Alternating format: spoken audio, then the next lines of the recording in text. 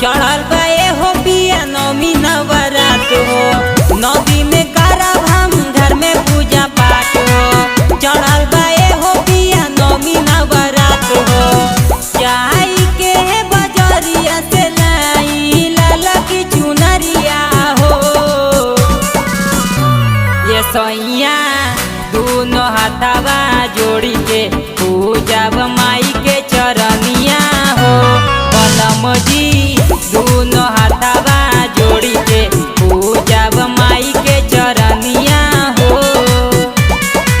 बोला बोला पहाड़ा वाली माई की, बोला बोला थाने वाली माई की।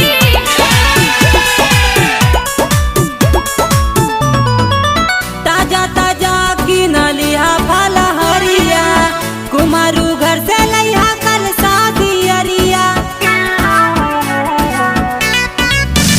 एको बात ना भूलइहा हो, किनिए के सब कुछ लइहा हो। दया करी है हमनी पमैया, फेरी है नजरिया हो। ये सैया दोनों हाथवा जोड़ी के पूजब माई के चरनिया हो। बलम जी दोनों हाथवा जोड़ी के पूजब माई के चरनिया हो।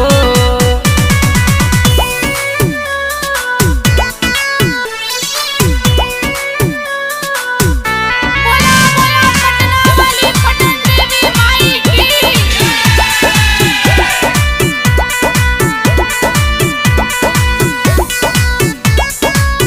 बोला बोला गोरखपुर वाली माई की। करब नवरात्र हम डीजे बजबाई, देवरू रूपेंद्र से गीतिया गवाइब।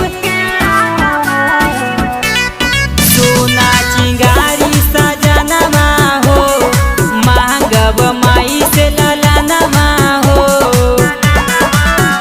देवी माई करके आई है शेर के सवरिया हो। ये सैया दोनों हाथवा